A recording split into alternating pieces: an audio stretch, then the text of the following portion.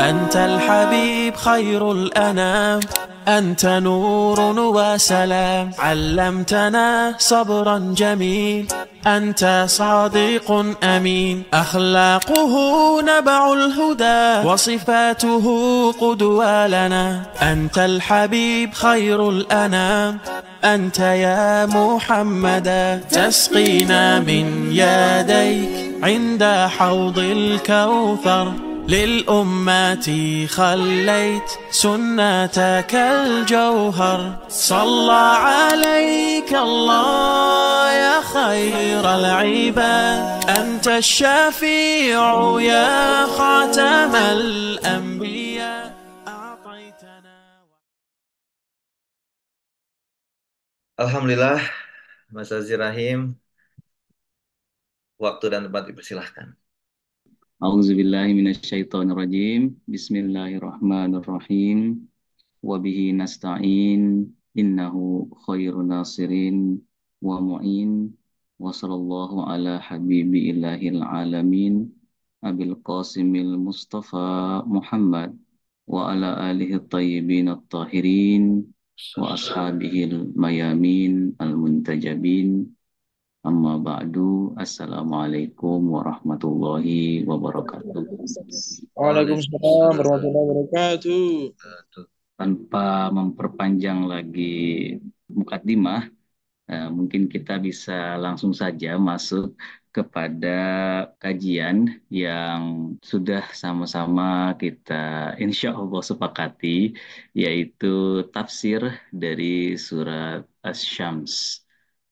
Saya biasanya di setiap kajian itu memulai setiap pertemuan itu dengan sedikit review, dan biasanya dalam review-review ini perlu pada bantuan dari yang hadir. Jadi mungkin ada satu dua orang yang bisa membantu saya pada pertemuan malam hari ini untuk sedikit menjelaskan hasil permenungannya atau hasil pemaknaannya terkait pertemuan kita pada hari Jumat pagi kemarin. Ya. Mungkin dipersilahkan dulu, ada satu dua orang yang bisa menjelaskan hasil permenungannya gitu ya. Apa sih yang sudah kita sama-sama diskusikan pada pertemuan hari Jumat kemarin? Barakallah. Siap, siap. Yang jelas bukan saya ya, Mister. Oke. Bebas. Silakan. Sahabat. Boleh raise hand ya, boleh raise hand atau yang senyum nih boleh. Langsung ada yang senyum deh. Atau yang cemberut. Yang sebelumnya dibahas apa, Bapak Ibu? Nggak apa-apa, simple juga nggak apa-apa ya. Mm-mm. Atau Ibu keyword-keywordnya Ningsih juga mungkin sebetulnya juga nggak apa-apa sih. keyword-keywordnya ya. Heeh. Bisa unmute sendiri ya Bapak Ibu ya. Saya setting nih unmute sendiri. Oke. Silakan, kami sabar menunggu. Apapun lah keywordnya. Tentang sumpah Allah katanya. Oke, kalau Oke, misalnya boleh. Kalau kurang oke. dari 10, kita tutup nih. Enggak. Takziah, tazkiyah. Oh, tazkiyah. Banyak sumpah Allah yang ada dalam surat Asy-Syam. Al-Quran sebagai asyifa. Tazkiyah itu artinya menumbuhkan. Oke. Oke, Al-Quran Quran berkenan memperkenalkan sebagai diri syifa sebagai dan syifa. rahmat. Betul. Tentang sumpah Allah Oke. juga ada. Ya, cukup saya kira. Alhamdulillah. Terima kasih semua atas kontribusinya dan hasil eh, permenungannya. Semua keywords itu adalah keywords yang penting, dan ketika kita memulai untuk memaknai juz amma, saya kira satu poin penting yang kemarin sempat kita singgung adalah juz amma itu karena tipikalnya adalah surat-surat yang pendek, maka biasanya ada spirit-spirit besar yang bisa mewakili surat itu. Maka ada surat-surat yang spirit besarnya itu tentang hari akhir, ada spirit besarnya itu tentang pengenalan diri, penyucian diri, dan ada ayat-ayat yang spirit besarnya itu berbicara tentang kedudukan dunia. Jadi itu semuanya saya kira cukup penting untuk pertama-tama kita pahami, dan surat Asy-Syams yang insya Allah akan kita kaji ini membawa sebuah spirit besar yang mungkin boleh jadi kita sebut sebagai tazkiyatun nafs. Kenapa dia berbicara tentang tazkiyatun nafs? Karena di surat ini Bapak, Ibu, dan sahabat-sahabat semuanya, kita sama-sama telah menyinggung bahwa ini adalah satu-satunya surat di mana Allah itu menyebutkan sumpahnya secara bertubi-tubi dan berurutan sebanyak 11 kali gitu ya. Nah, dan hal yang menjadi poin di balik sumpah itu adalah penyucian diri manusia. Jadi berdasarkan pendekatan ini dan berangkat dari titik tolak ini, kita bisa sama-sama menarik kesimpulan bahwa sepertinya atau bahkan kemungkinan besar memang spirit yang paling penting dari surat Asy-Syams itu adalah tazkiyatun nafs. Dan kita sempat menyinggung kemarin bahwa apa yang dimaksud sebagai tazkiyatun nafs itu, bahwa tazkiyatun nafs itu tidak salah kita terjemahkan sebagai penyucian diri, tapi tazkiyatun nafs itu secara etimologis, secara lugawi atau secara bahasa sebenarnya berarti menumbuhkan, karena kelaziman dari menumbuhkan sesuatu itu adalah menyucikannya, adalah membersihkannya, adalah membabatnya dari hama-hama atau dari hal-hal yang menghambat pertumbuhan, maka kata tazkiyah yang awalnya itu bermakna menumbuhkan jadi bermakna menyucikan. Karena apa? Karena menyucikan itu adalah hal fundamental dalam menumbuhkan. Jadi mungkin salah satu diksi yang bisa kita ubah di majelis kita itu terkait tazkiyatun nafs itu ya itu bukan sekadar tentang penyucian diri, tapi tazkiyatun nafs itu adalah tentang menumbuhkan jiwa kita, adalah tentang uh, menyempurnakan jiwa kita gitu ya. Dan analogi-analogi yang sudah kita sampaikan pada pertemuan sebelumnya seperti analogi tukang kebun atau analogi wadah yang kotor, saya kira mudah-mudahan masih diingat.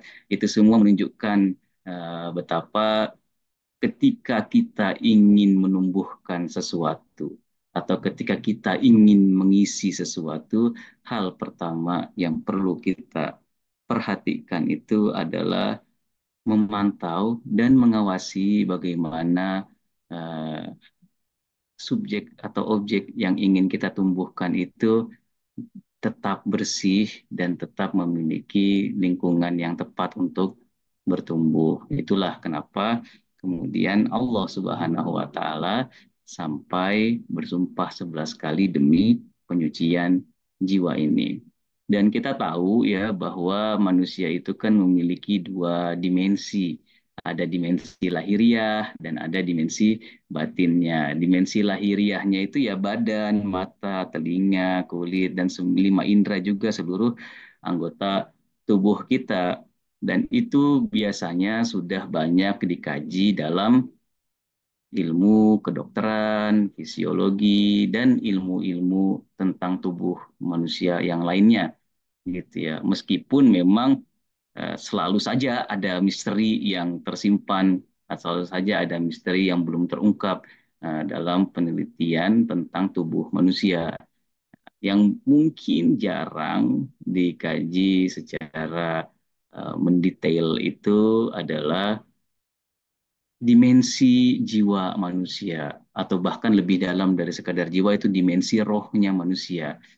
Nah, Al-Quran dalam konteks ini berusaha memberikan rambu-rambu kepada kita secara dalam tanda petik gratis ya, supaya kita bisa memahami sebetulnya apa sih yang diperlukan oleh jiwa kita, sebetulnya apa sih yang bisa menumbuhkan dan menyempurnakan jiwa kita. Di situ pula lah pentingnya kita melihat Al-Quran ini sebagai asyifa yang sudah kita singgung sebelumnya. Dan disitulah sebetulnya semua kita itu menjadi sangat urgent ya. Healing with Quran itu Ya memang itu spiritnya berangkat dari Al-Quran, karena Al-Quran lah yang mendeklarasikan dirinya itu sebagai asyifa, sebagai healer, gitu ya, sebagai penawar. Nah itu sedikit dari review, barangkali ada Bapak Ibu atau sahabat-sahabat semua yang baru bergabung di pertemuan kita malam hari ini. Saya langsung masuk kepada pertanyaan yang pertama, yang sebetulnya mungkin bisa mewakili latar belakang surat Asy-Syams itu. Ya. Pertanyaan besarnya itu adalah kebahagiaan tanpa jiwa yang tumbuh. Apakah mungkin? Bapak Ibu sekalian, salah satu idaman kita manusia itu ketika ditanya tentang makna hidup, kita akan mungkin ya memilih banyak kata gitu ya. Jika Bapak Ibu atau sahabat-sahabat semua ditanya untuk apa kita hidup gitu ya, apa yang kita cari dari kehidupan ini, nah, mungkin salah satu hal yang paling fundamental yang akan kita jawab itu adalah kita ingin mencapai kebahagiaan gitu ya. Nah, cuma apa yang kita persepsi sebagai kebahagiaan dan bagaimana kita mencapai kebahagiaan itu. Nah, inilah kemudian yang menjadi titik perbedaan antara setiap manusia, jangan setiap aliran deh, jangan setiap suku dan jangan setiap etnis. Setiap kepala itu pun berbeda-beda tentang bagaimana mempersepsi apa itu kebahagiaan dan bagaimana cara mencapai kebahagiaan. Salah satu definisi atau salah satu arti yang paling sederhana untuk memaknai kebahagiaan adalah kebahagiaan itu merupakan sesuatu yang jika kita miliki, kita itu serasanya nggak perlu lagi pada hal-hal lain selain itu. Jadi Bapak, Ibu, dan sahabat sama tentukan aja. Ketika kita memiliki sesuatu dan kita rasa itu adalah sesuatu yang membahagiakan kita, kita perlu bertanya, apakah ketika kita memiliki itu kita betul-betul tidak lagi menginginkan hal yang lain? Kalau kita masih menginginkan hal yang lain, maka itu bukanlah kebahagiaan kita. Saya ulangi ya,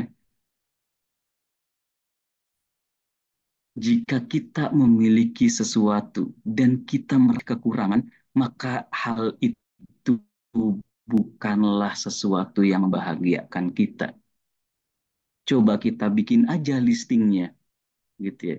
Jika memang makna hidup kita, jika memang kebahagiaan kita itu adalah uang, jika memang kebahagiaan kita itu adalah harta, jika memang kebahagiaan kita itu adalah tahta, gitu ya. Apakah semua itu telah membuat kita puas atau belum? Dan bahkan ketika kita memilikinya, kita masih tetap merasa kekurangan. Nanti mungkin kalau misalkan pertemuan kita ini berlanjut, kita bisa lihat tuh ada dua logika yang ditawarkan oleh Al-Quran gitu ya. Logika pertama itu ada logika takasur. Logika kedua itu ada logika kausar. Nah, dua-duanya itu dari kata kasuro atau kasaro yang berarti banyak. Nah, cuman yang satu banyaknya beda sifatnya, yang takasur itu dicela, yang satu lagi banyaknya itu dipuji sama Al-Quran, gitu ya. Nah, yang satu banyak tapi justru menambah stres buat kita, yang satu lagi banyak gitu ya, tapi justru memuaskan kita. Yang Nah, takasur yang apa yang silakan ya. yang membedakan? Itu kan dua-dua surat yang insya Allah akan kita kaji juga ya di juz amma itu ya. Nah, hal ini yang kemudian berupaya juga sedikit disinggung gitu ya sama surat Asy-Syams, qad aflaha man zakaha gitu ya. Jadi asumsi dasar kita, jadi kaidah pertama yang perlu sama-sama kita pahami dari surat Asy-Syams ini adalah Al-Qur'an sedang menegaskan bahwa tidak ada kebahagiaan, tidak ada kemenangan, tidak ada kepuasan yang bisa kita peroleh tanpa adanya jiwa yang tumbuh. Qad aflaha man zakaha.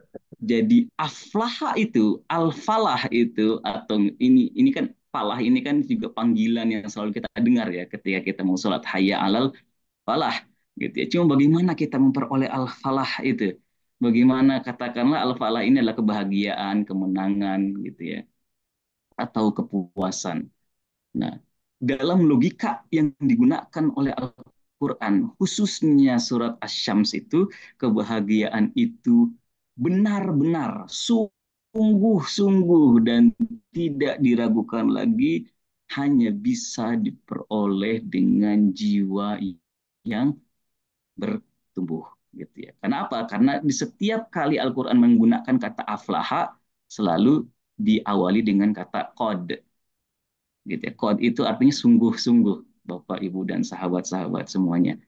Jadi ketika kita ingin memperoleh falah, ketika kita ingin memperoleh kebahagiaan, ketika kita ingin mengisi puzzle yang mungkin selalu hilang dalam hidup kita, yang setiap kali kita cari kok kayaknya nggak cocok gitu ya, kalau kita main puzzle itu kan, kan bentuknya itu kan beda-beda gitu ya. Kita nggak bisa tuh naruh bentuk yang satu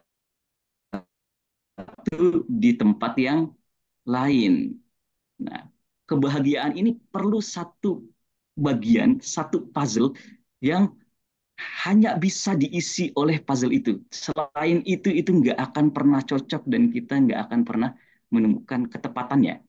Nah, tunnya itu, ketepatannya itu di mana? Caranya itu di jiwa yang tumbuh ini dalam logikanya Al-Quran.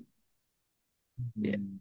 Ini garis besar aja ya bagaimana surat Asy-Syams itu kemudian eh, apa namanya memiliki urgensi dan sebuah cara berpikir yang unik gitu ya untuk membimbing kehidupan kita. Dan kita kemarin sudah menyebutkan bahwa Asy-Syams itu dimulai dengan sumpah yang bertubi-tubi. Jadi seolah-olah ini kita dibombardir sama sumpahnya Tuhan. Dan seolah-olah itu Tuhan itu kok kayaknya nggak yakin ya kita itu bakal memperhatikan hal itu. Sampai perlu berkali-kali sumpah. Ini masalahnya ada di mana gitu kan. Apakah jangan-jangan memang ini adalah perkara yang sering kali kita abaikan dan sering kali kita lalaikan sehingga Tuhan itu sampai perlu menyebutnya berkali-kali. Itu pun kita juga masih punya kemungkinan lalai gitu ya. Untuk apa? Sumpah itu kan kemarin kita singgung setidaknya itu mengandung dua pesan. Pertama, itu menunjukkan urgensi sesuatu yang menjadi objek sumpah. Nah, kemarin kan kita bilang ya bahwa ketika kita ingin meyakinkan seseorang dan kita berkata demi Allah, gitu ya, berarti Allah itu penting gitu ya. Atau dalam kadang-kadang demi ayah dan ibuku, berarti ayah dan ibuku itu sesuatu yang penting. Jadi objek sumpah kita itu juga sesuatu yang penting. Ketika kita bersumpah secara implisit, kita juga sedang menegaskan pentingnya sesuatu yang kita jadikan garansi dalam sumpah kita. Karena kalau itu bukan sesuatu yang penting, yang akhirnya nggak ada maknanya dong sumpahnya. Sumpah yang berfungsi untuk menegaskan, sumpah yang berfungsi untuk meyakinkan, itu harus di backing, gitu ya. Harus di apa namanya dibantu oleh sesuatu yang memang juga powerful, sesuatu yang juga penting gitu kan. Nah, jadi sumpah itu pertama secara implisit mengandung pesan bahwa sesuatu yang menjadi objek sumpah itu adalah hal yang penting. Yang kedua, sesuatu yang menjadi tujuan sumpahnya, gitu kan. Untuk apa kita bersumpah dan menjadikan hal penting itu sebagai objek sumpah kita, gitu ya. Nah, kita demi Allah, misalkan saya tadi lihat, misalkan ada tabrakan di mana gitu ya. Nah, itu berarti ini tujuan sumpah kita itu untuk menjelaskan bahwa apa itu tabrakan. Ya Allah, saya tidak berkata bohong. Ya, itu kan tujuan sumpah kita itu untuk menjelaskan bahwa kita itu tidak berbohong. Nah, Tuhan itu pun bersumpah gitu ya untuk setidaknya memiliki dua pesan ini. Pertama, bahwa hal yang dijadikan objek sumpahnya Tuhan itu adalah hal yang penting, dan kedua, tujuan dari sumpahnya Tuhan itu juga adalah hal yang penting. Nah, sumpah pertamanya itu kan wasyamsi wa duhaha gitu ya. Tuhan pertama kali bersumpah demi matahari dan duha gitu ya. Apa itu duha? Itu adalah sinar yang ketika matahari itu naik sepenggal gitu ya. Nanti kita akan elaborasi lebih jauh lagi. Nah, saya izin dengan memulai pemaknaan terkait ayat pertama ini dengan sama-sama mengelaborasi kedudukan dari matahari itu sendiri. Masya Allah. Nah, kita tahu ya bahwa matahari itu kan sesuatu yang sangat sentral bagi semua makhluk hidup di bumi ini. Ya. Kenapa saya kasih tanda petik dari kata hidup itu? Karena saking pentingnya matahari bagi bumi ini, sampai-sampai kalau mungkin tidak ada matahari, tidak akan pula ada yang hidup di dunia ini. Jadi kehidupan di dunia ini sangat bergantung sama adanya matahari. Dalam bahasa yang lebih spesifik, matahari itu adalah sumber cahaya dan sumber daya panas. Ya, pertanyaan paling sederhana yang mungkin kita bisa ajukan terkait pentingnya kedudukan matahari itu kan ya pertanyaan yang reflektif. Coba kita tanya sama diri kita sendiri, bagaimana kalau Allah gitu ya tidak menciptakan yang namanya matahari dalam kehidupan ini? Atau pertanyaan berikutnya, bagaimana Tuhan, ya Allah, menciptakan kehidupan ini, ya, tapi Tuhan tidak berikan kita cahaya dan daya panas itu? Ya, ini dua pertanyaan yang berbeda ya. Pertanyaan pertama itu adalah bagaimana jika Tuhan tidak menciptakan matahari dalam kehidupan ini? Atau bagaimana bila Tuhan menciptakan kehidupan tanpa adanya matahari kalau dibalik? Katakanlah Tuhan menciptakan kehidupan tanpa matahari gitu ya. Kita kan akhirnya memberikan pengandaian baru ya. Nah, kalaupun ada yang namanya kehidupan, terus bagaimana kehidupan itu kalau misalkan tidak ada yang namanya cahaya dan tidak ada yang namanya daya panas? Mohon diperbaiki Bapak Ibu dan sahabat semua. Kita mengenal ada dalam fisika itu hukum termodinamika gitu ya, di mana disebutkan bahwa andai sedikit saja dari panas bumi ini itu ada yang meleset dari kadarnya, niscaya semua kita itu akan membeku.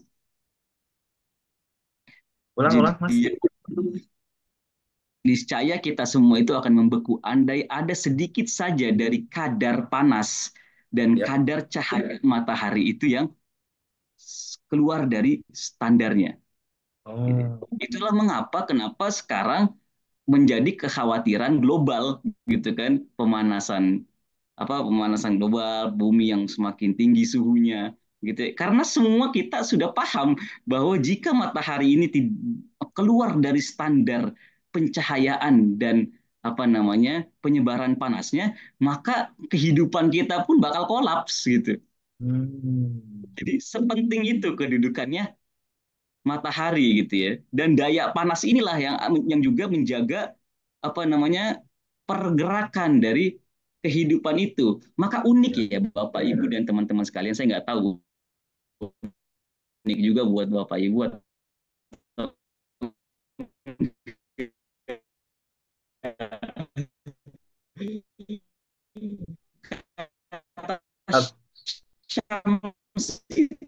agak putus-putus nih kayaknya nih suaranya di saya. Bahas atau mungkin hyperaktif gitu. Nah, itu dalam bahasa Arab itu disebut sebagai syamus. Nah, dalam konteks yang positif itu berarti sesuatu yang sangat dinamis, sesuatu yang selalu bergerak. Nah, kan ciri khas hidup itu adalah apa? Adalah gerak ya. Entah geraknya bersifat nabati, bertumbuh gitu ya, atau geraknya bersifat hewani gitu ya. Berpindah-pindah dengan kehendak gitu ya. Intinya apa? Hidup itu selalu ditandai dengan adanya gerakan, dan yang membuat sesuatu itu bergerak itu adalah panas. Halo, maaf, suara saya kedengaran ya? tadi sempat potong waktu jelasin yang setelah daya panas itu loh. Oh, tolong diingetin ya kalau misalkan suara saya Aman. putus-putus karena mohon maaf ini kayak sepertinya ada gangguan internet di sini tuh dari tadi. Oh ya, siap, siap. Nah, jadi Lanjut. diingetin aja kalau misalkan ke Ya. potong. Intinya apa?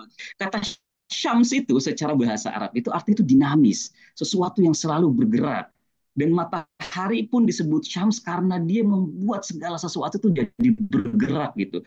Tumbuh-tumbuhan jadi bertumbuh, hewan-hewan bisa hidup, manusia bisa beraktivitas, gitu kan? Nah, itu Ya. semua karena ada apa? Karena ada matahari dengan sifat cahaya dan daya panasnya. Maka dalam apa namanya teknologi zaman dulu bahkan juga zaman sekarang ya ya yang selalu menjadi simbol pergerakan itu adalah api gitu kan atau misalkan panas gitu ya. Jadi di mana Hmm, ada daya panas di situ akan ada bergerak. gerakan gitu. Maka teknologi zaman dulu itu selalu mesin itu definisinya itu adalah panas gitu dulu ya. Meskipun sekarang mungkin bisa ada alternatif gitu ya. Tapi tetap pasti ada persinggungannya dengan daya panas gitu ya. Nah, sumber daya panas dan sumber cahaya itu yaitu dalam kehidupan bumi ini adalah sesuatu yang kita sebut sebagai matahari. Matahari.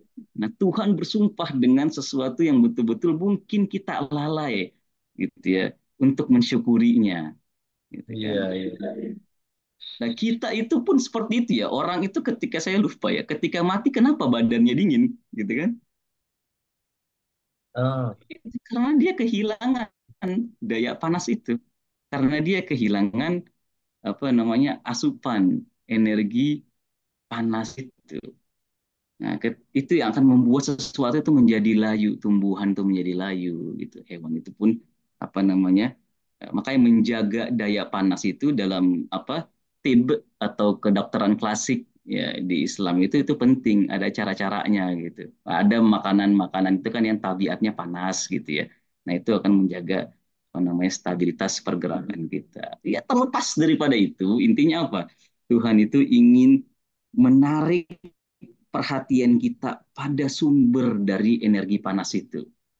Ingin menarik kesadaran kita kepada satu wujud yang apa namanya sangat sentral dalam kehidupan kita, tapi jarang kita syukuri, gitu kan.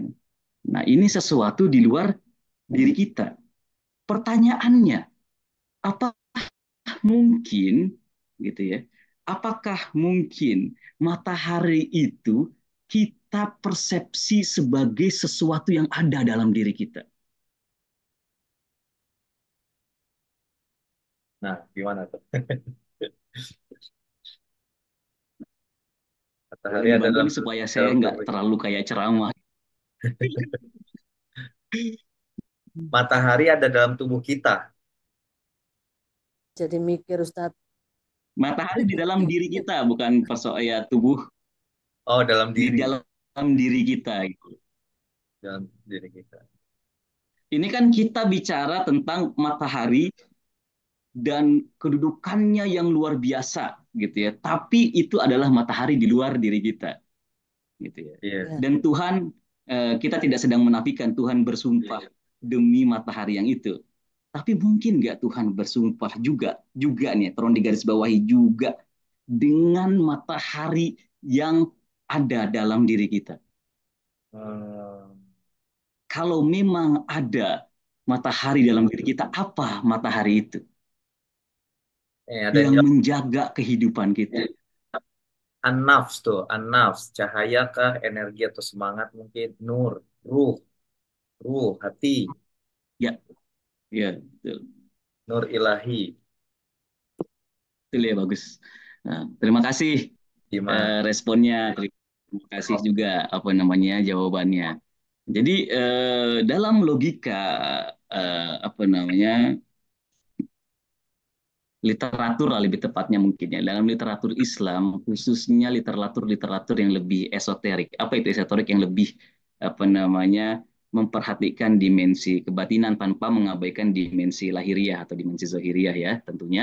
Nah, matahari itu seringkali disimbolkan sebagai analogi dari roh, sebagai simbol dari roh. Hmm. Dan kita tahu gitu ya bahwa yang ada di langit dan di bumi ini kan tentu ada dimensi batinnya.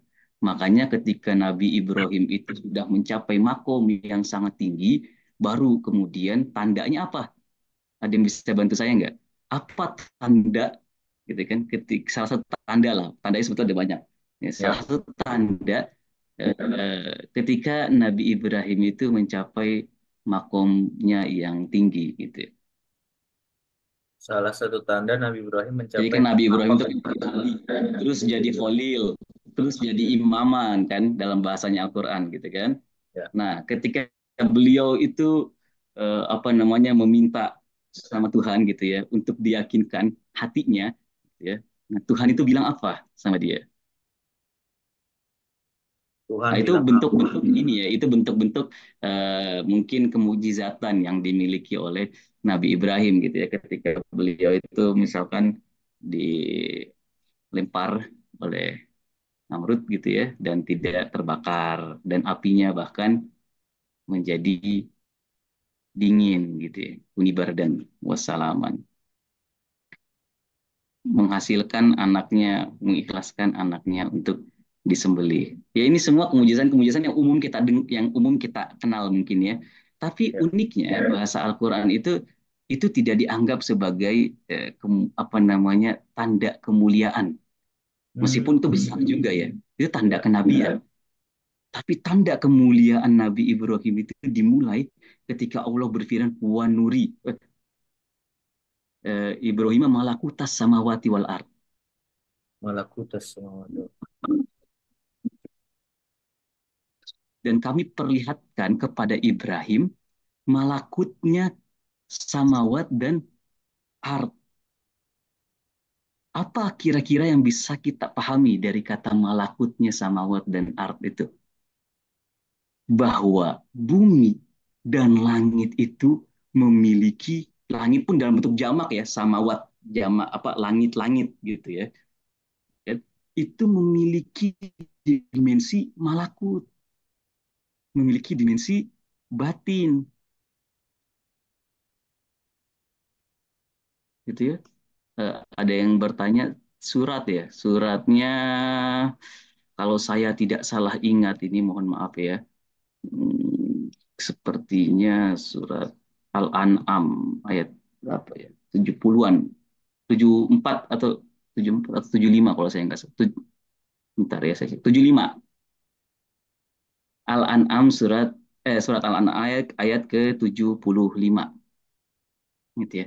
Wa kadzalika nuri Ibrahima malakutas samawati wal ard waliyakuna minal mukinin. Jadi tanda-tanda momen ketika Nabi Ibrahim itu masuk gitu ya dalam level mukinin gitu kan. Mohon maaf suara saya kedengaran? Aman, aman, Aman ya? Kok hilang ya di saya ininya zoomnya? aman, aman. Bentar. Ya. Jadi momen di mana Nabi Ibrahim itu disebutkan sebagai mukinin adalah momen ketika beliau itu ditampakkan oleh Allah malakutnya samawat dan ard Betul. gitu ya. Tentu yakin itu bertingkat-tingkat ya Bapak Ibu dan sahabat-sahabat semua. Ada yakin itu yang namanya ilmu yakin gitu kan. Ada yakin yang namanya ada yang bisa bantu ainul yakin. Ada yang yakin yang namanya hakul yakin. Apa bedanya ilmu yakin, ainul yakin, dan hakul yakin itu? Nah, kadang ya kita mungkin bisa kasih contoh lah ya. Kalau ilmu yakin itu kayak kita yakin adanya api melalui asap. Tapi kita lihat api atau enggak? Kita nggak lihat apinya. Tapi kita yakin dong ada apinya melalui adanya asap. Itu namanya ilmu yakin gitu ya. Nah, ada yang namanya ainul yakin ketika kita menyaksikan api itu sendiri gitu ya. Nah, itu yang namanya ainul yakin. Kita meyakini bahwa api itu ada. Dan panasnya api itu ya betul-betul panas, bukan cerita doang. Gitu ya.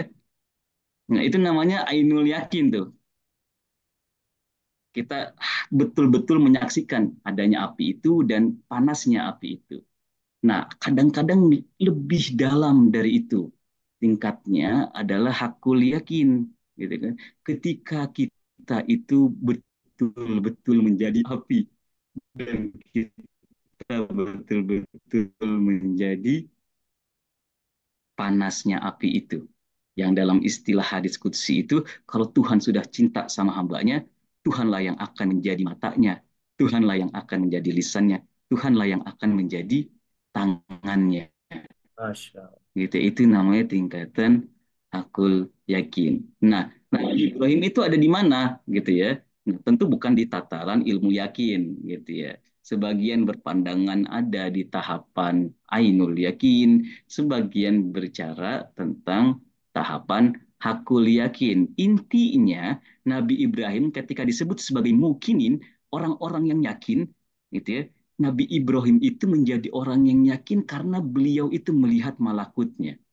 Jadi jika kita betul-betul ingin mencapai level yakin itu, gitu ya, mungkin kita juga perlu menyentuh level malakut itu. Aduh, suara saya hilang-hilang lagi ya. Aman, di saya Oke, aman. oh gitu, alhamdulillah. Nah, matahari, kita kembali ke matahari ya. Matahari pun begitu. Sebagaimana langit-langit itu ada dimensi malakutnya, gitu kan? Ada dimensi batinnya, gitu ya. Matahari pun ada dimensi batinnya. Apa dimensi batin matahari itu? Itulah yang disebut sebagai roh dalam literatur Islam. Roh itulah yang kemudian menghidupkan jiwa kita. Roh itulah yang kemudian menyinari jiwa kita. Roh itulah yang kemudian membuat badan yang cuma segumpal daging ini disertai tulang belulang ini, gitu ya, menjadi bisa tetap bergerak, gitu ya.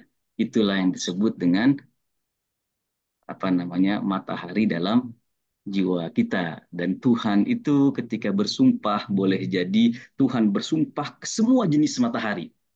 Baik matahari yang ada di luar diri. Kan ayat-ayat Tuhan itu apa? Sanurihim ayatina fil afaq wa fi, ada yang bisa bantu?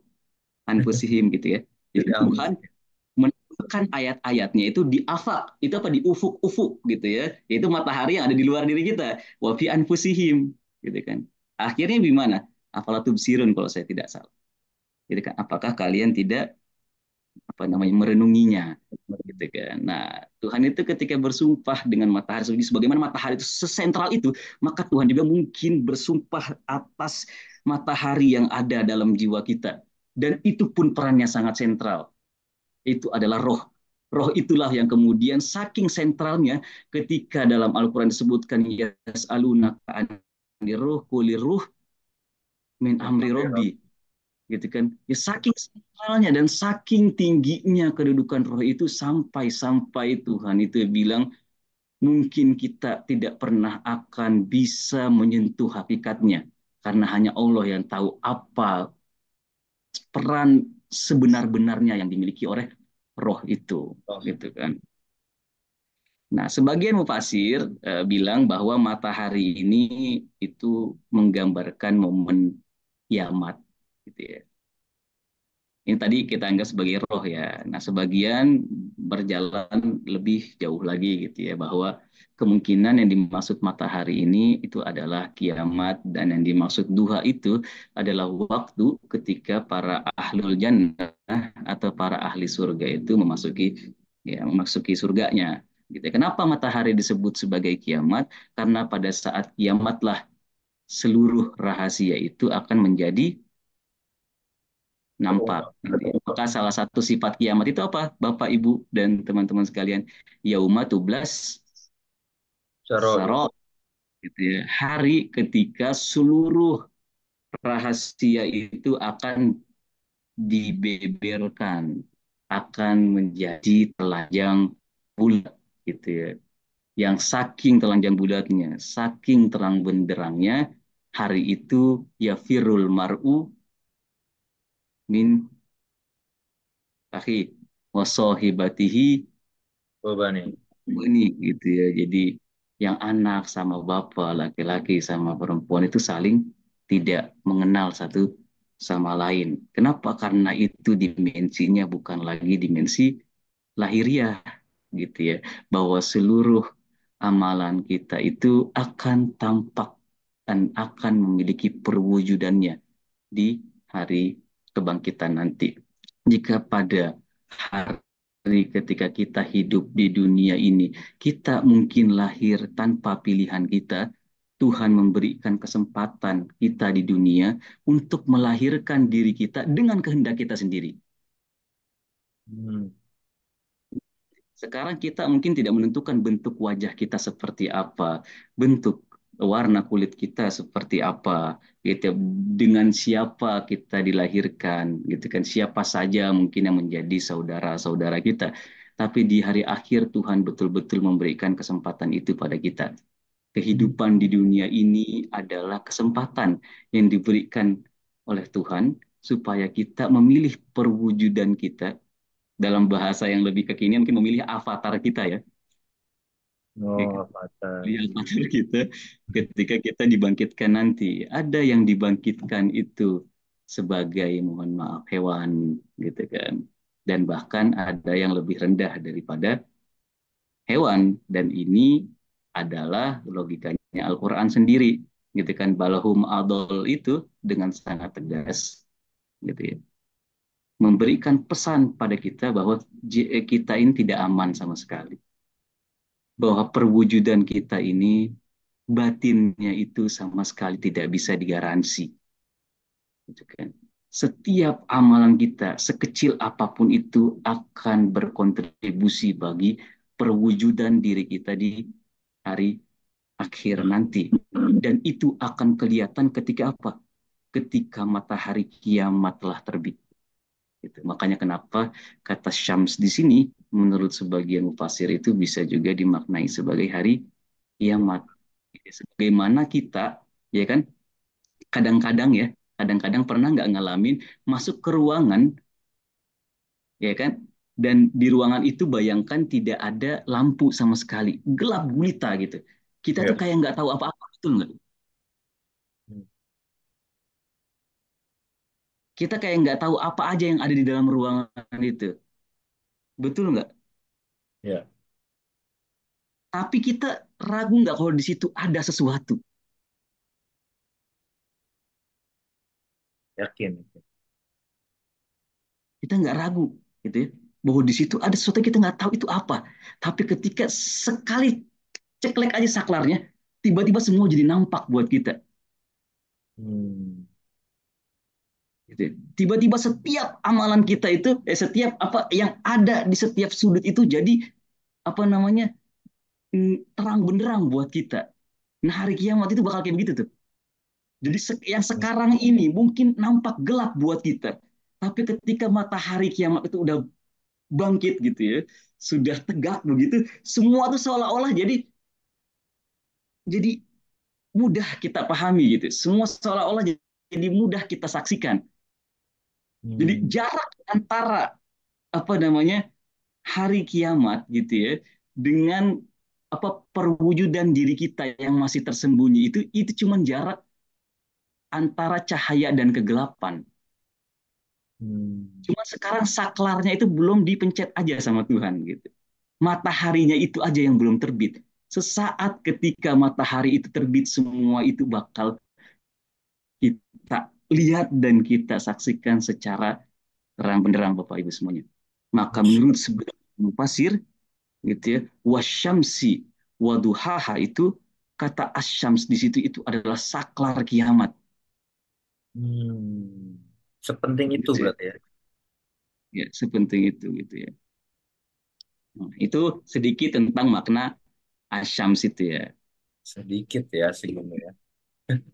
Masya Allah. Mudah-mudahan kita semuanya nggak ada yang capek nih ya, masih bisa terus sama-sama berdiskusi. Saya mohon maaf nih, mungkin akan terkesan cenderung satu arah nih ya. Kalau Aman, Ustaz. ada yang mau bertanya dulu atau menyampaikan pandangannya atau bahkan mengkritik dan berdiskusi itu saya sangat welcome gitu ya. Kemarin-kemarin kita sudah sepakati gitu ya bahwa Ya, apa bahwa kita bisa potong nih di tengah-tengah supaya aman. kita mengalir aja.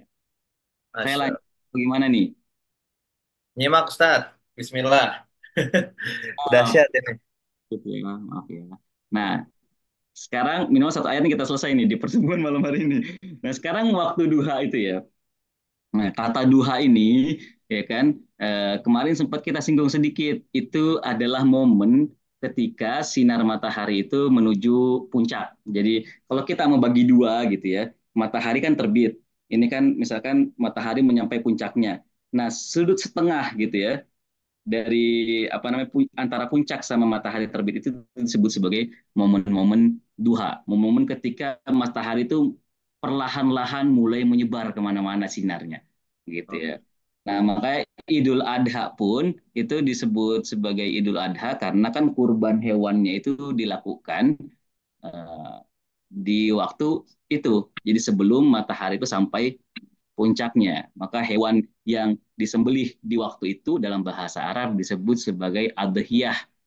Nah, itu semua akar kata dari mana? Dari momen ketika sinarnya matahari itu mulai menuju pada kesempurnaan yang paling puncak, gitu ya. Itu makna dari duha. Nah, apa yang bisa kita pahami dari kata duha ini? Gitu kan. Pertama, saya kira sinar matahari itu, ya kan, itu tidak langsung menyempurna. Sinar matahari itu tidak langsung menjadi panas. Sinar matahari itu tidak langsung begitu aja menyerang kita secara total. Tapi apa? Tapi dia itu apa? Sampai di kita secara perlahan-lahan. Maka sebagian mufasir berpandangan bahwa kata asyams dan sinarnya yang disebut sebagai duha ini menggambarkan sebuah perjalanan potensi menuju keaktualan. Saya Aktualan. ulang. Iya, jadi kan potensi itu, ya kan, itu kan ketika dia mau mengaktual, gitu ya, dia perlu pada proses, gitu kan, dia perlu pada eh, perjalanan, gitu ya kan. Nah, misalkan sekarang nih ya, eh, eh, kita itu kita itu semuanya adalah apa? Kita itu semuanya adalah orang yang alim, tapi secara potensial. Bagaimana cara kita mengaktual menjadi seorang yang alim kita dengan belajar, kan gitu. Tapi Alim potensi berilmu ya. mengetahui, ya alim itu berilmu, ya. Tapi potensi kita menjadi orang yang berilmu itu udah ada dalam diri kita, gitu kan. Bagaimana Oke. kita bisa sampai bisa mencapai titik berilmu itu ya dengan belajar, gitu kan. Nah, itu semua adalah potensi kita. Sebetulnya surat Asy-Syams ini pun bercerita tentang potensi diri kita, apa aja yang kita miliki gitu. Dan di mana dia bisa mengaktual. Misalnya kita punya potensi godok, potensi marah gitu ya. Potensi marah ini nanti mengaktual jadi apa? Itu kan beda-beda Potensi gitu ya. marah. Misal Jadi kita apa? punya potensi syahwat gitu ya. Nah, potensi syahwat nanti mau aktual jadi apa? Itu kan bentuknya beda-beda dan kita semua pun cara marahnya beda-beda gitu Contohnya yang kan. marah betul. Dan itu semua adalah kenapa? Contoh yang marah tadi apa tuh? Marah kan marah aja. Kenapa? Contoh yang marah tadi. Aktual. Ya, enggak kan ini berani itu ya, jadi Oh, marah yang terpuji gitu ya. Jadi tidak semua marah itu negatif gitu kan. Andai kan kita tidak punya amarah dalam diri kita tidak punya peranti atau software yang namanya amarah dalam diri kita itu akan jadi orang yang pengecut. Kita akan jadi orang yang dizolimi. Ketika diri kita dizolimi, kita diam. Ketika keluarga kita dizolimi, kita diam. Ketika ada saudara kita dizolimi, kita diam. Kenapa? Karena kita tidak memiliki Marah. Jadi marah itu sebetulnya penting juga gitu, asalkan dia dikontrol. Ketika dia dikontrol, marah ini akan berubah menjadi keberanian. I see. Kan gitu. Nah, syahwat juga begitu. Syahwat itu ya kan bisa macam-macam bentuk ya, ketika nggak dikontrol ya kita akan jadi hewan gitu kan. Nah, tapi ketika dia dikontrol itu akan menjadi tekad. Gitu. Tekad. Iya, itu yang akan menjadi kesungguhan dalam diri kita. Jadi kenapa itulah yang akan membuat apa namanya sesuatu itu menarik buat kita. Andai kan kita tidak punya syahwat gitu, makan aja kita nggak semangat Oke. kan gitu. Bahkan ke apa namanya belajar pun kita bisa jadi nggak semangat. Semangat, tekad itu adalah perwujudan dari syahwat yang terkontrol. Gitu. Itu semua kan potensi dalam diri kita. Oke. Gitu kan. Nah, ketika Al-Quran gitu ya menyebutkan satu sifat cahaya dari matahari yang namanya duha itu, nah itu kata para sebagian mufasir ya, itu menggambarkan bahwa apa eh, Allah sepertinya gitu ya ingin menyampaikan kepada kita ada proses-proses penyempurnaan yang perlu kita perhatikan. Maka kata duha itu adalah simbol bagi apa? Simbol bagi pentingnya proses dalam, saya mau membahasakan begitu ya, pentingnya proses dalam progres. Proses dalam proses. Jadi kalau kita mau progres, kita mau suatu kesempurnaan, kita mau suatu peningkatan, peningkatan itu tidak akan terjadi tanpa adanya proses. Jadi tidak ada yang instan. Jadi sesuatu itu ketika dia mau menuju puncaknya, ketika sesuatu itu mau menuju kesempurnaannya, menuju keutuhannya, keutuhan itu di alam ini itu hanya bisa dicapai melalui proses. Jadi ada progres, ada proses, gitu ya. Duha itu melambangkan, duha itu menyimbolkan pentingnya berproses untuk mencapai suatu progres. Kita kemarin sempat menyinggung analogi anak tangga yang kecil dan anak tangga yang besar, gitu Ya. ya. Nah, itu bedanya apa namanya? Ada duha dan tidak ada duha itu, gitu.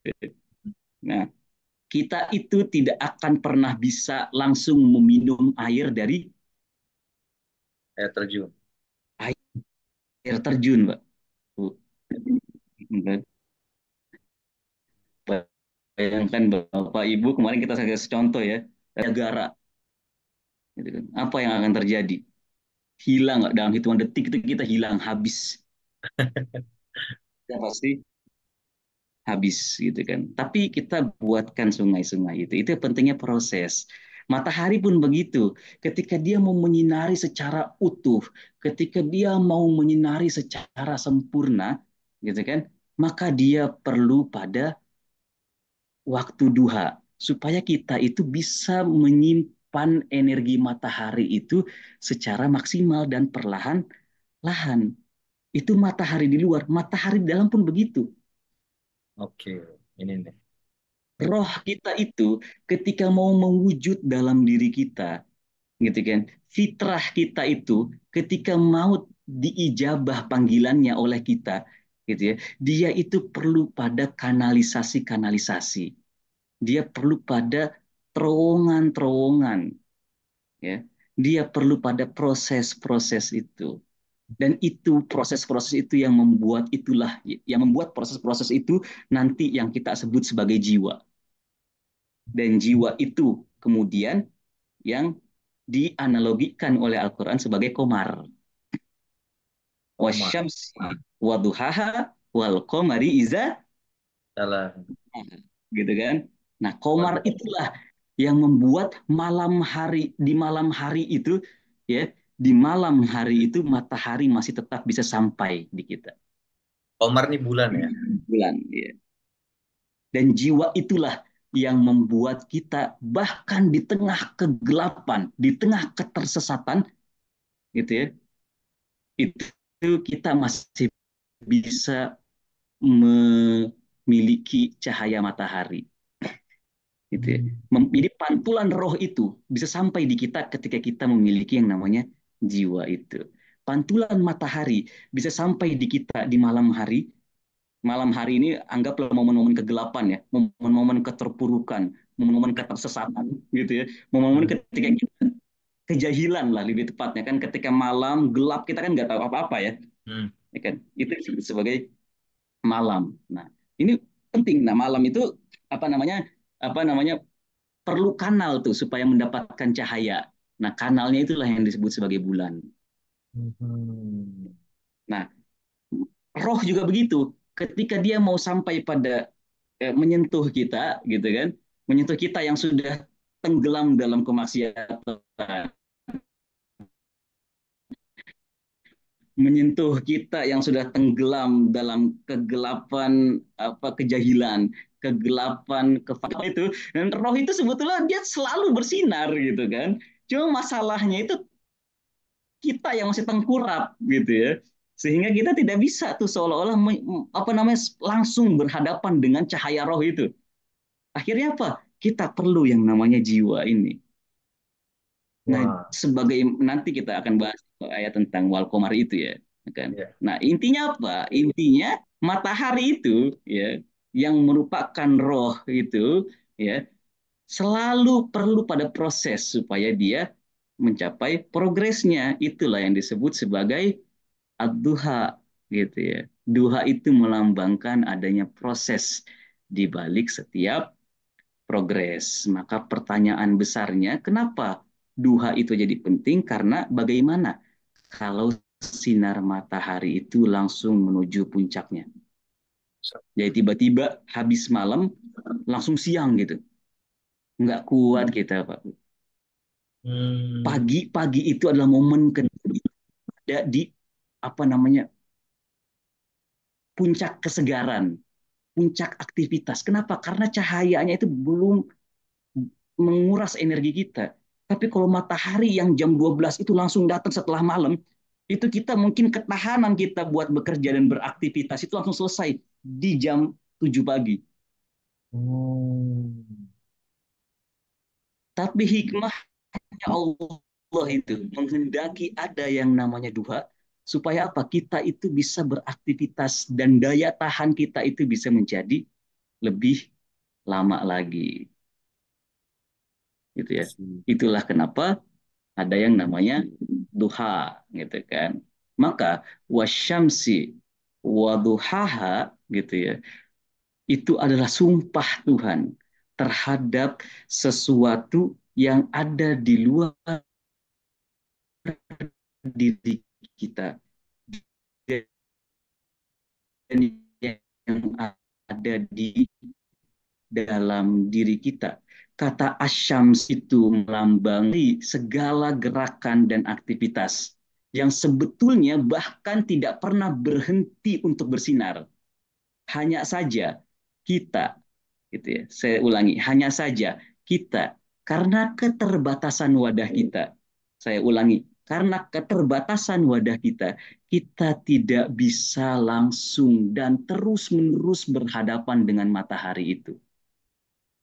Sehingga matahari itu perlu pada proses. Sehingga matahari itu perlu mewujud dalam tahapan-tahapan. Salah satu tahapannya yang paling penting itu adalah duha itu. Duha itu melambangkan bagaimana suatu potensi itu perlahan-lahan bisa menjadi aktual. Bagaimana benih itu berubah jadi kecambah, dan kecambah itu berubah jadi pohon. Pohon itu melahirkan buah, gitu kan? Itu semuanya butuh pada proses.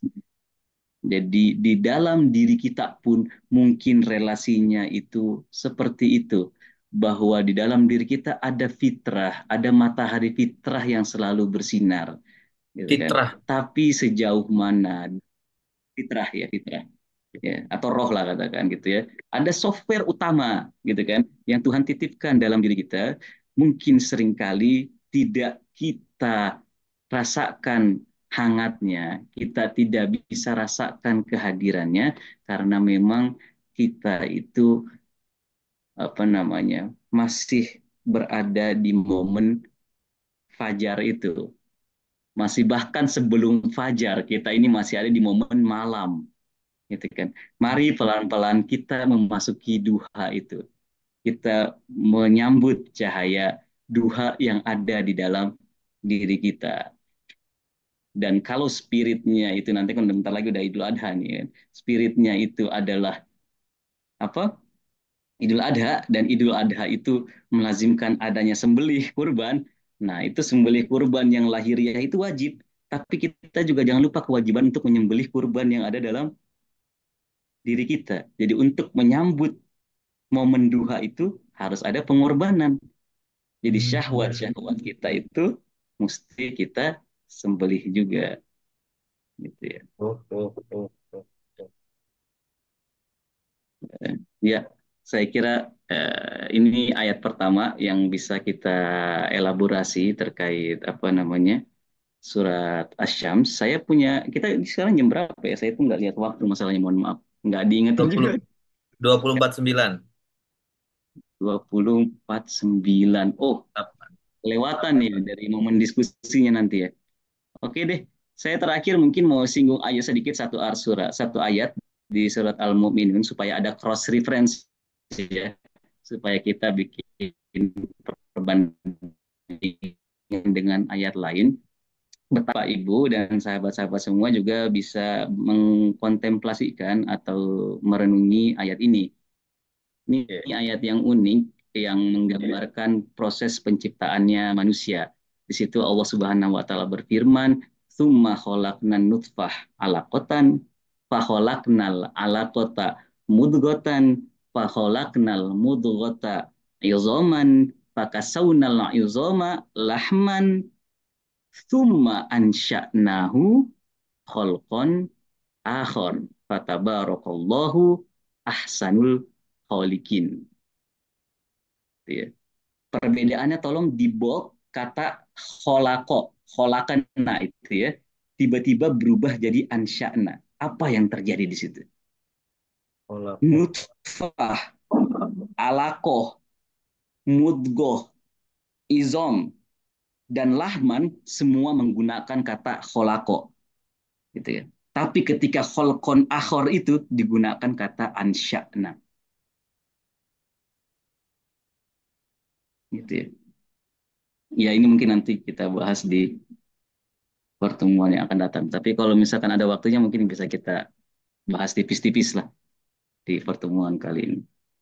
Saya kira itu aja dulu kali ya Mas Imam. Mungkin kita bisa berdiskusi supaya tidak satu arah. Siap, siap, siap, siap. Wow, Mohon maaf. Hmm, Ya, saya benar-benar Assalamualaikum warahmatullahi ini nih. Oh, salam. Ini jangan salam dulu nih, belum selesai nih. wabarakatuh. Ya, saya benar-benar nggak boleh meleng ini saya, aduh. Jadi Bapak Ibu ya Bunda boleh raise hand ya, sambil saya mungkin menanggapi atau feedback dari Mas Hazir. Dahsyat ya, ini baru satu ayat loh padahal. Dan yang ya terlepas dari banyaknya arti asyam itu, ada saya menyimpulkannya ya ada dua makna dari lahiriah maupun batiniah yang tadi matahari dan roh gitu ya. Dan yang terjadi di luar situ terjadi juga di roh kita, kurang lebih gitu ya kalau di ini kan ya. Dan roh kita juga butuh proses untuk mencapai puncak panasnya. Iya, iya, dahsyat. Nah, Bapak Ibu, gimana? Tadi mau di-spill dulu ayat yang tadi atau masih merenungi satu ayat itu wasyamsi wadduhaha. Halo, halo, saya kok nangkepnya putus-putus ya. Oh, putus-putus Halo, ya. saya nangkepnya putus-putus, masalah di saya atau di mana ya? Di saya kayaknya ya. Kalau saya suaranya jelas nih. Kalau yang lain bagaimana Bapak Ibu? Suara saya jelas, aman, aman. Kayaknya Oh, di Mas berarti Azir deh. ya, ya berarti di saya nih masalahnya. Ya, mohon dimaklumi lah ya, apa Ya, adanya. aman, Nah, aman, aman. Ya tadi saya bilang itu Mas,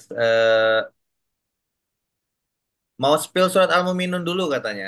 Tadi saya bilang bahwasanya yang saya tangkap ya. Jadi pokoknya ada matahari di luar sana lahiriahnya, ada batinnya juga di dalam. Jadi apa yang terjadi di luar terjadi juga di dalam kita itu.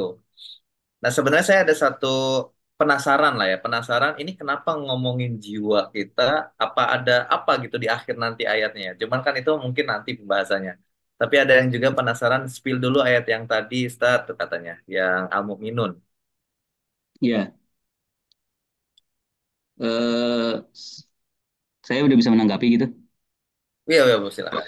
Oh iya, iya betul ya. Jadi saya sebetulnya mau nyinggung surat Al-Minun itu karena konteksnya kita lagi bicara tentang roh gitu ya. Dan penciptaan roh, wa nafakhtu fi, kan manusia itu kan eh, diciptakan sebagai satu-satunya makhluk yang dalam penuturan Al-Quran itu disebutkan sebagai ditiup gitu ya penciptaannya.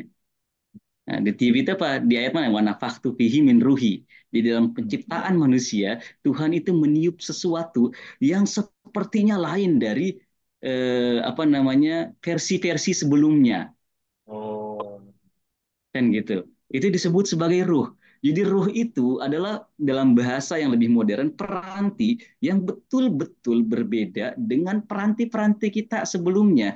Jika kita hanya penciptaan kita hanya sampai pada izom dan lahma, kita itu, aduh, mohon maaf ya, saya di- ulangi, putus-putus ya. boleh. Boleh diulangi. Di saya nggak putus-putus, tapi boleh diulangi. Oh iya. Jadi andai penciptaan kita itu hanya berhenti tadi di ayat tadi sampai di lahman, gitu kan, dari izom, dari tulang belulang terus dibungkus sampai apa namanya punya daging lagi, meskipun bentuk kita seperti ini Bapak Ibu dan sahabat-sahabat semua, ya kan, kita itu belum menjadi manusia. Oh, Kapan kita itu menjadi manusia? Ketika Tuhan meniupkan sesuatu yang betul-betul lain. Maka katanya itu bukan holako, tapi kata ansya'na. Ansya'a itu sesuatu yang betul-betul baru. Holako itu menciptakan berdasarkan sesuatu yang sudah ada. oh, Tapi kolak holako yang menciptakan. ya. Tapi kata Boleh, Ustadz, ansya'a. boleh boleh share screen lagi Ustadz yang Al-Muminun banyak yang pengen lihat ayatnya tadi tuh. Oh gitu, coba. Iya. Bentar, bentar. Kolako itu menciptakan dari sesuatu yang udah pernah ada, Angshana itu original kali ya. Nggak ATM. Yang satu ATM, yang satu Ah, oke. original gitu ya. Bisa lah dibilang begitu. Bahasa yang sekarang ya. Boleh di share screen. Nabi Isa itu ketika menciptakan burung dari tanah liat, itu disebut sebagai kholikin kan. Oh. Nabi Isa juga disebut punya sifat kholik tuh, punya sifat pencipta. Tapi dia dengan versi yang sudah ada, kan gitu. Nah, Tuhan itu ketika menciptakan manusia, gitu ya, Tuhan bilang apa? Ini bahkan redaksinya tuh unik gitu ya. Redaksi itu holkon ahor gitu. Ya. Ini Kolkon makhluk yang betul-betul ahor gitu, yang betul-betul beda, yang ini betul-betul lain. Ini bukan dalam versi agak lain ya, agak lain yang tapi memang penciptaannya manusia itu adalah penciptaan yang betul-betul lain gitu. Dan saking lainnya, ini Tuhan sampai bilang fatabarakallahu ahsanul kholiqin gitu ya. Kita ya kita kalau kita menciptakan suatu karya dan kita anggap karya itu inovatif dan kita anggap ini adalah karya terbaik, kita pasti ngerasa ngerasa puas dong, Ya. gitu kan. Nah, fatabarakallahu itu Tuhan menguji dirinya. Tuhan tuh lagi puas sama dirinya ketika menciptakan manusia. Loh, Anda itu bayangkan Anda itu adalah karya Tuhan yang paling dibanggakan sama Tuhan. Masya Allah. Loh, Anda itu adalah karya di mana Tuhan itu sampai ngerasa dia itu telah menciptakan sesuatu yang betul-betul lain dibanding semua penciptaannya sebelumnya. Allah, Allah, Allah. Di mana kita, gitu kan, dalam merefleksikan diri kita sendiri. Sejauh mana kita menjaga amanah yang dititipkan Tuhan itu. Kita itu punya dimensi, dua dimensi. Kita punya dimensi nutfah, kita punya dimensi alaqo, mudgo, izom, lahman. Tapi kita juga punya dimensi holkon akhor itu. Sejauh mana kita telah menjaga holkon akhor itu. Sejauh mana kita telah memperhatikan matahari dalam diri kita, situasi siang dalam diri kita, situasi duha dalam diri kita. Loh, yang kita pegang ini sesuatu yang betul-betul beda. Maka Tuhan bilang kami telah berikan amanah ini, ya kan, kepada di surat Al-Ahzab ayat fa'abaina an yahmilnaha, gitu kan. Langit dan bumi itu menolak amanah itu, Bapak Ibu dan sahabat-sahabat sekalian. Tapi ada satu makhluk yang menerima amanah itu, innahu kana zaluman jahula. Kita itu punya tipikal zolim dan kita itu punya Betul. tipikal jahil. Ini kita mesti waspada, gitu. Tapi amanah yang kita pegang itu adalah amanah yang nggak akan pernah sanggup dipegang oleh satu makhluk pun di antara penciptaannya Tuhan. Dan itulah yang disebut sebagai halqon akhor. Dan bahkan Tuhan itu dalam bahasa ini bukan cuma sekadar sedang puas dengan hasil penciptaannya, tapi dia juga apa?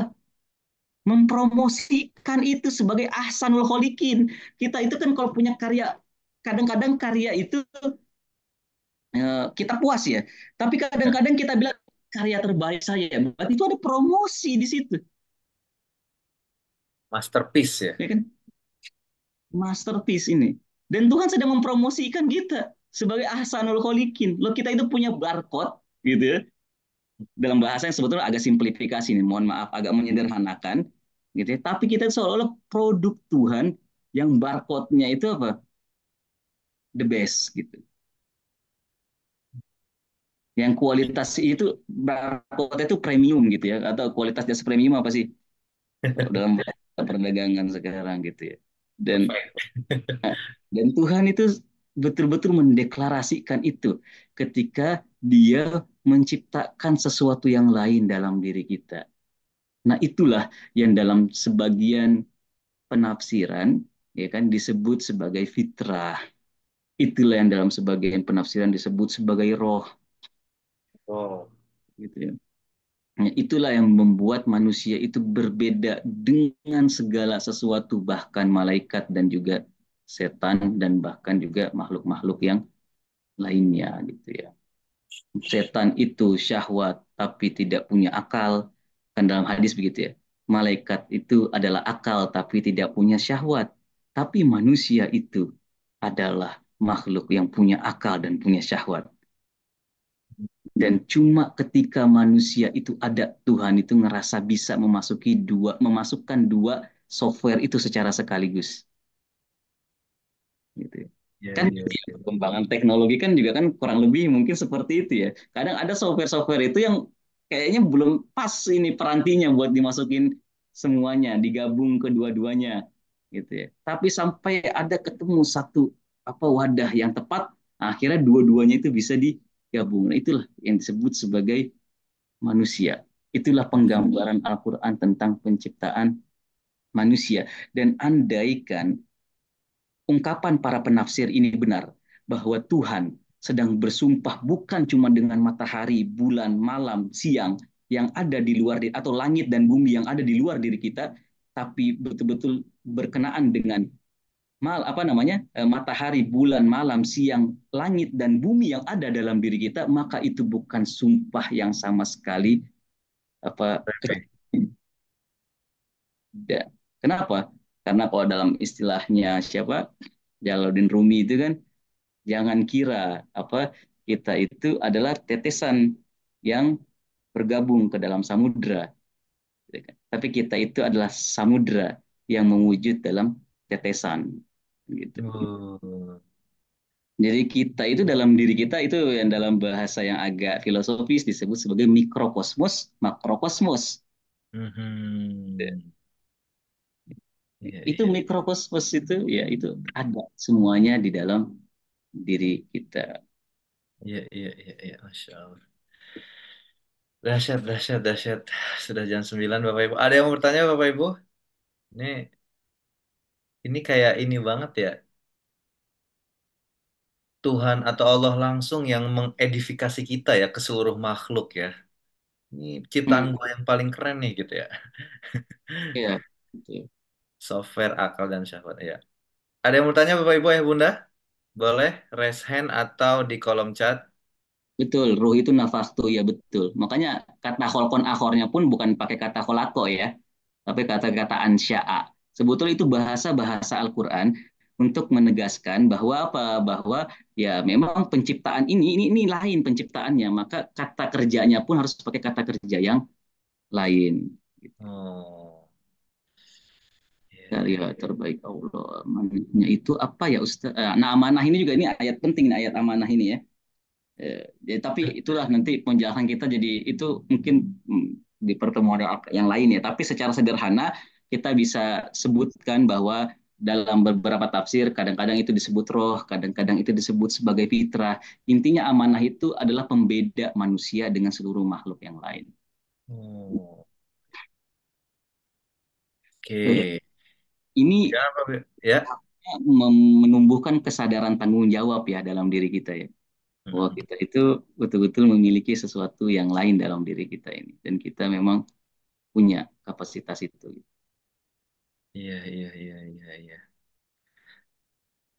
Ansa. Nah, itu bisa dikatakan kekhususan proses penciptaan Kak Ustadz. Iya, betul. Bisa kita bahasakan seperti itu. Masya Allah. Malam-malam Iya. mikir ya Bapak Ibu ya. Dahsyat. Saya ada yang Eh, kelewat nggak pertanyaannya? Tolong dibantu kali ya, Mas Imam. Dua software itu apa aja? Tapi ada yang jawabnya akal dan syahwat. Dua software. Tadi saya sempat singgung dua software ya. Iya, ada tentang software saya juga lupa tadi. Sebetulnya saya lagi singgung bahwa kita betul punya satu software yang paling mendasar yang membuat kita itu berbeda dengan makhluk-makhluk yang lain, gitu kan. Hmm, Tapi mungkin yang dimaksud itu tadi tentang perbedaannya softwarenya malaikat, iya, jin, dan manusia dalam pembahasan riwayat ya atau hadis. Dan disebut bahwa softwarenya malaikat itu adalah akal tanpa syahwat, softwarenya jin itu adalah syahwat tanpa akal. Nah, softwarenya manusia itu dua-duanya akal sekaligus syahwat. syahwat. Nah, kata fitrah itu Bapak Ibu, kata fitrah itu dalam bahasa Arab itu akar katanya itu namanya kayak kata jilsah gitu ya. Itu adalah masdar yang menjelaskan kualitas, yang menjelaskan tata cara. Maka ketika dikatakan jalasa yajlisu itu cuma sekedar duduk. Tapi ketika orang Arab bilang jilsah, nah jilsah ini maknanya bukan sekedar duduk, tapi duduk dengan pola tertentu gitu kan. Nah, Oh, fatoro yafturu atau yaftiru dua-duanya itu cuma kadar menciptakan, tapi fitroh itu adalah penciptaan yang khusus sebagaimana duduk yang khusus disebut jilsah, penciptaan yang khusus dalam bahasa Arab disebut sebagai fitroh dan fitrah. itu cuma manusia. Fitrotullah allati fatoron nasa alaiha gitu ya. Masya, Fitrahnya Allah yang menciptakan manusia atas dasar fitrah itu. dahsyat, Kan dahsyat. la tabdila fi sunnatillah dan itu tidak akan pernah berubah. Api itu mungkin redup, api itu mungkin mengecil, api itu mungkin akan terlihat jauh, tapi api itu terus ada di situ. Hmm. Karena itu janjinya Tuhan, la tabdila fi sunnatillah. Jadi jangan putus asa dan putus asa itu adalah bagian dari dosa yang paling besar. Mari kita kembali ke diri kita, mari kita sambut sumpah Tuhan gitu ya dengan merenungi matahari yang ada di luar diri kita, juga matahari yang ada di dalam diri kita. Sehingga kita betul-betul bisa memperoleh momen qad aflaha man zakkaha ketimbang kita menjadi orang-orang yang waqad khoba man dassaha. Hmm. Wah, wah, wah, wah, wah. Ini bagian ilmu tasawuf ya. Ya, sebagiannya memang disinggung secara spesifik dalam ilmu tasawuf. Tapi kalau kita mau menggunakan bahasa tasawuf itu mungkin akan lebih panjang daripada ini. Nah, di ilmu tasawuf itu tingkatan-tingkatannya itu akan lebih spesifik lagi gitu ya. Tapi Oh, ini mungkin masih ada di dalam tataran tafsir lah kita, insya Allah. iya, iya, iya, iya. Bapak Ibu yang dirahmati Allah, masih ada waktu ini. Kita selesai mungkin 21.20 atau 21.30 atau mungkin lebih cepat 21.15. Karena ini pertemuan perdana kita di malam hari ya, jadi kita lihat waktunya, antusiasnya gitu ya. Kan waktu Indonesia Timur tuh kan udah sejam atau mungkin ada yang 2 jam lebih cepat ya. Jadi sudah ada yang jam Iya, 11. dan jangan sampai kontraproduktif juga, takutnya udah pada kelelahan gitu kan. Betul, betul, betul. Heeh. Nanti banyak yang mental, banyak yang Iya ini, wah dahsyat, dahsyat. Bapak Ibu, silahkan ada yang mau ditanyakan? Kalau tidak, saya sebenarnya nanti di akhir mungkin ya, Mas Azir pengen kayak, ini renungan pribadi aja ya, kayak, oh ini udah ada nih, yang resen. Ada yang resen. Siap. Silahkan Bunda Umi Malikah. Masya Allah, tabarakallah. Dari mana, Bunda? Assalamualaikum warahmatullahi wabarakatuh. Waalaikumsalam warahmatullahi wabarakatuh. Warahmatullah. Saya Umi Malika dari Jawa Timur, dari Nganjuk, Jawa Oh, Timur. ya, barakallah. Tapi, eh, apa Ustadz, emang nopo nggih, kita jujur aja, bahasanya Ustadz itu butuh saya loading dulu untuk berpikir. Maaf untuk Wah, memahami ya. setiap kalimat, setiap itu kalau apa diulang-ulang baru saya paham. Oh ini, yang mau saya tanyakan dengan memahami atau kita belajar tafsir tentang surat Assamsi ya. Sementara selama ini kan kalau saya hanya baca terjemahnya ya cukup hanya kalau Asams berarti matahari itu ya. Ad-duha ya waktu duha. Dan saya baru nyas dan jelek hari ini bahwa ada matahari di dalam diri kita yang memang itu sudah secara fitrah sunatullah Allah ciptakan, eh, memang ada dalam diri kita. Terus yang perlu saya tanyakan sama Ustadz, bagaimana kami ini bisa merefleksikan, istilahnya mempraktekkan eh, alur dari surat Ad-Duha ini dalam diri kita, menggerakkan diri kita ini bagaimana biar sesuai dengan apa yang Allah inginkan gitu. Padahal kita selaku sebagai umat Muhammad itu secara umum banyak yang masih minim ilmunya dan seterusnya itu Ustaz.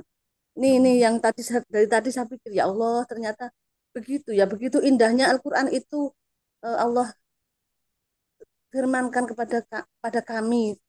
Sebenarnya saya sudah belajar Quran bertahun-tahun dan Masya Allah malam ini benar-benar ada satu tetes ilmu yang baru saya pahami juga itu loh. Bahwa ad-duha atau asam bukan sekedar matahari yang selama ini saya lihat. Bukan sekedar hanya matahari secara fisik. Ketika saya melihat matahari yang Allah ciptakan secara fisik aja, saya sudah bertakbir kepada Allah. Begitu maha agungnya Allah menciptakan matahari secara fisik. Nah, begitu ini tadi mendalami bahwa ada matahari dalam diri saya ini.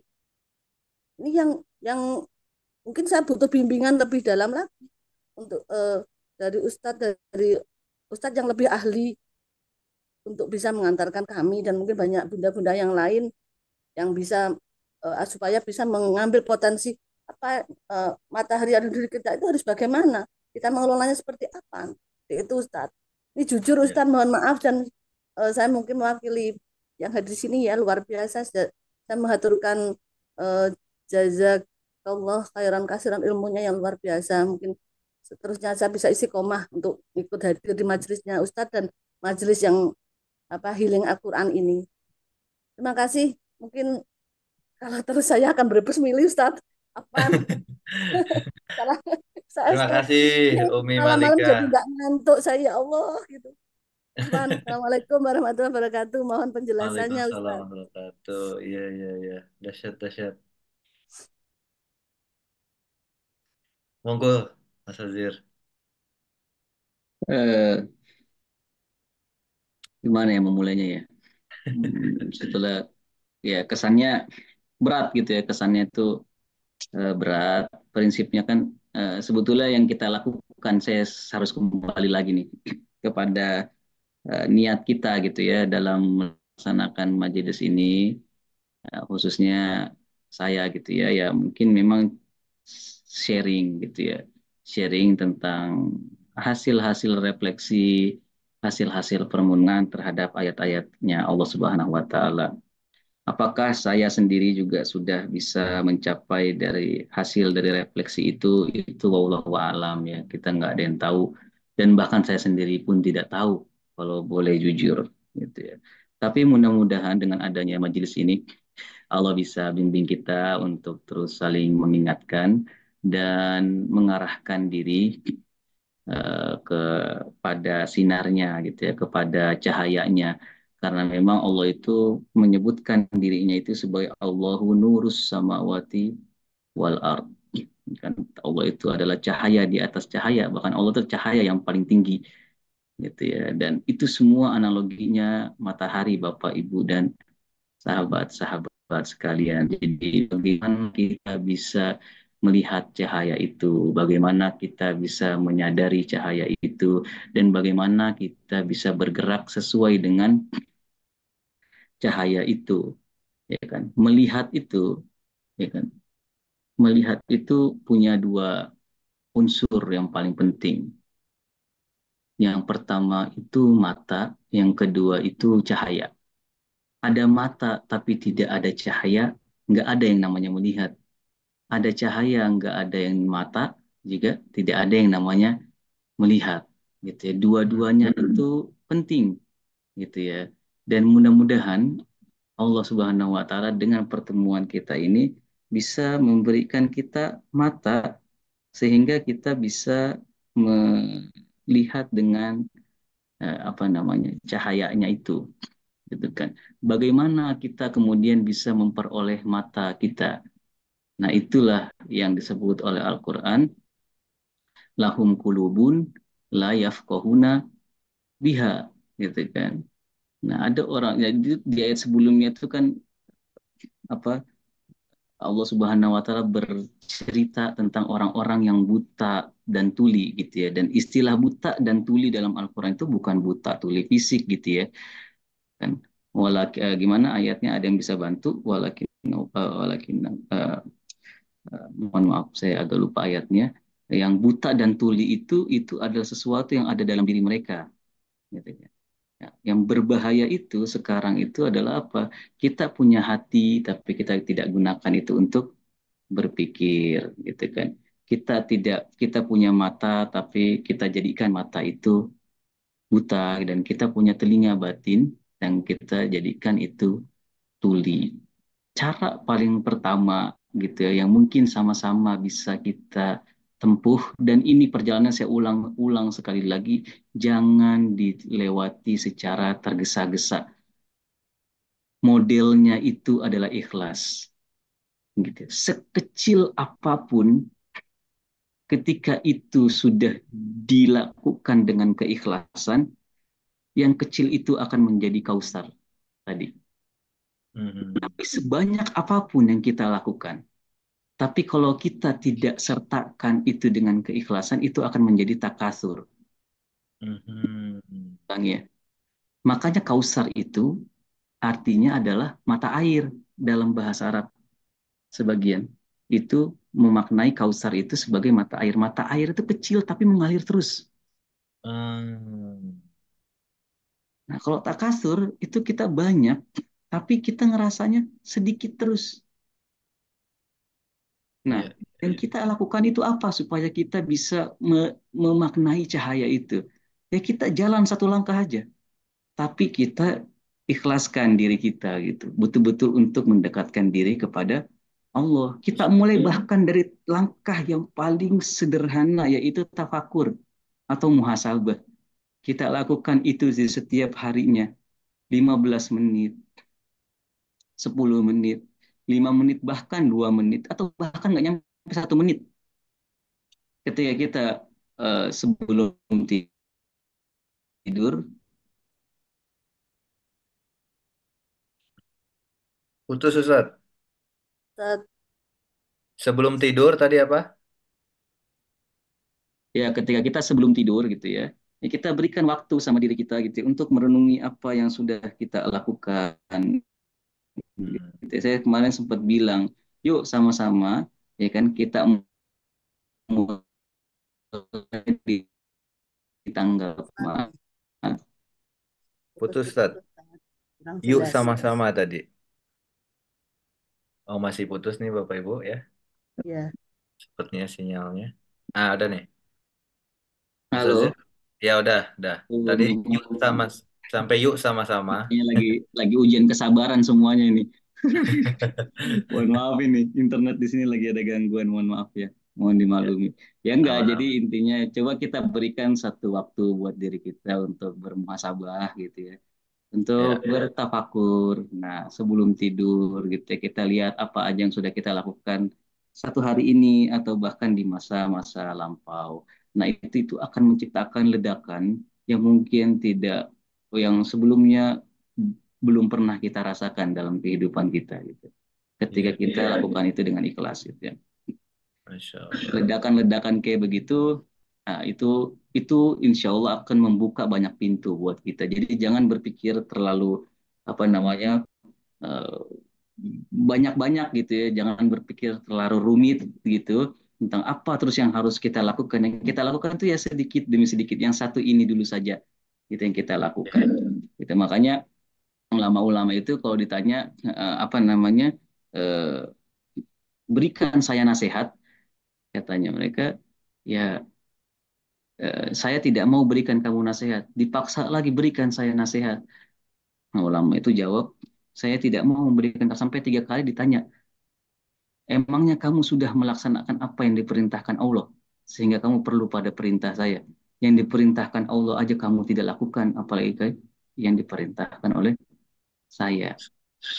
Maksudnya adalah kita itu sebetulnya punya hal-hal yang masih perlu kita perhatikan gitu ya. Dari sisi kewajiban itu dulu kita lakukan asalkan dengan ikhlas gitu ya. Asalkan dengan Mhm. ikhlas baru kita berpikir hal yang lebih tinggi dan lebih rumit. Saya sama sekali tidak menyarankan, kalau dari sisi saya ya, mohon maaf gitu ya, menyarankan Bapak, Ibu dan sahabat semua tergesa-gesa dalam perjalanan spiritual ini. Karena logika Quran itu, logika Allah itu nggak matematis, Bapak Ibu, bukan berdasarkan kuantitas. Ini agak abstrak ini perjalanan ini. Hmm. Betul-betul logika cinta itu kan kayak begitu ya kadang-kadang. Logika cinta itu ya kadang-kadang memang susah untuk dimatematikkan. Itu bagaimana kemudian Nabi Ibrahim itu harus menyembelih anaknya gitu. Hmm. Itu kan altarnya beda sama perhitungan apa matematis gitu ya. Nah, Tuhan pun seperti itu ketika mau apa namanya bermuamalah dengan kita gitu. Makanya analoginya itu ya kayak kemarin, kayak anak kecil itu ya, anak kecil itu yang Allah ketika kita tahu betul-betul anak kecil itu pengen naik ke atas, kita tuh bakal gendong dia gitu kan. Kalau Tuhan betul-betul tahu kita itu sungguh-sungguh pengen pergi dan berjumpa dengannya, gitu kan. Makanya orang Israel itu dalam pengertian dalam logika Al-Quran ketika mereka betul-betul mengklaim diri mereka adalah anaknya Tuhan atau mereka itu adalah orang yang mendapat privilege di sisi Tuhan. Apa jawabannya Al-Quran? Kata Al-Quran, "Fataman naul mauta in kuntum sodikin." Kalau kamu yang betul-betul apa namanya jujur sama klaim-klaim kamu, kamu harapkanlah kematian. Maksudnya apa? Kamu harapkanlah perjumpaan dengan Allah itu. Kita Hmm. punya nggak harapan itu gitu untuk berjumpa dengan Allah. Nah, ketika kita sudah memupuk keinginan untuk berjumpa dengan Allah itu, insya Allah logika itu bakal apa namanya kebuka sendiri gitu, ya. Dan yang kemarin kita bilang ketika kita sudah jadi orang jujur saja, logikanya itu kita bukan cuma sedang jadi jujur, kan gitu. Ketika kita sudah jadi orang jujur, kita akan jadi orang amanah, kita akan jadi orang yang adil, kita akan jadi orang yang dan banyak sekali sifat-sifat baik kalau kita Hmm. betul-betul jadi orang jujur yang sungguhan ya. Ya. Jadi satu gerbang yang kita buka itu akan membuka ratusan gerbang yang lainnya. Satu tafakur yang betul-betul sungguh yang telah kita buka itu akan menciptakan ledakan yang maka atom itu adalah bagian yang paling kecil, tapi ledakannya yang paling besar. Atom, iya. Gitu logikanya. Ya, yang kecil itu yang ada di hadapan kita gitu ya. Tapi kita sertakan dengan keikhlasan. Ketika kita jadi istri, kita bersikap baik sama suami. Suami kita bersikap baik dengan istri. Ketika kita punya orang tua. Yang kayak gitu-gitu ya meskipun tentu ya ini jangan dianggap sebagai sesuatu yang terlalu ideal gitu ya. Kita tentu dengan porsi kita masing-masing, kita selalu apa namanya ikhlaskan itu semua. Siap. Mohon maaf sudah banyak yang komen-komen izin live, izin takutnya malah menzolimi waktunya Bapak Ibu dan kalian. Mohon maaf ya, saya kira kepanjangan. Mudah-mudahan tadi ya, pertanyaan Ibu bisa saya jawab, dan saya mohon maaf jika penjelasan itu menjelimet atau mungkin sulit dipahami. Ya itu kekurangan saya lah ya, kekurangan saya, dan mudah-mudahan dengan adanya diskusi kita itu bisa jadi lebih baik. Kita jadi fokus, Ustaz. Ikut lagi itu, Ustaz.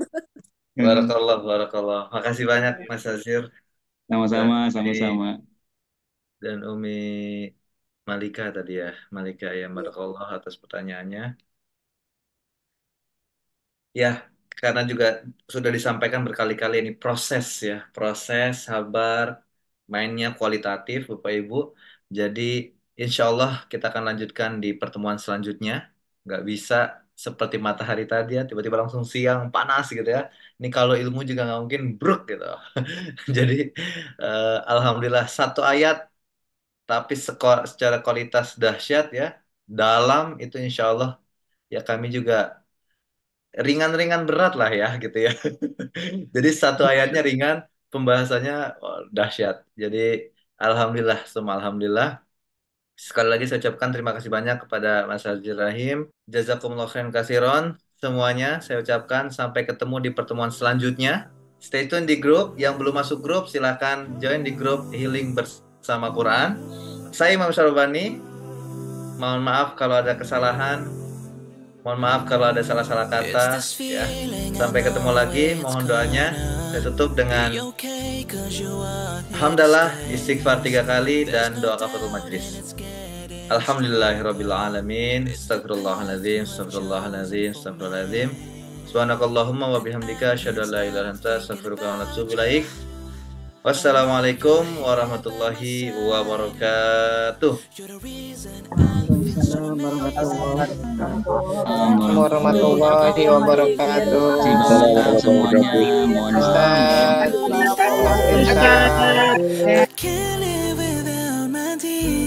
Subhanallah, alhamdulillah, I can't live without my dear. Oh Allah, because of you I feel blessed. Because of you, oh Allah, because of you I feel blessed. Oh Allah, because of you I feel blessed. Because of you, oh Allah, because of you I feel blessed. You're a gift, and the more I discover, I found peace in my mind, body and soul. Through your light I can never be broken. You're my shelter in the time of storm. And I can't stop thinking about you. I know you're here by my side. You're the reason I feel so amazing.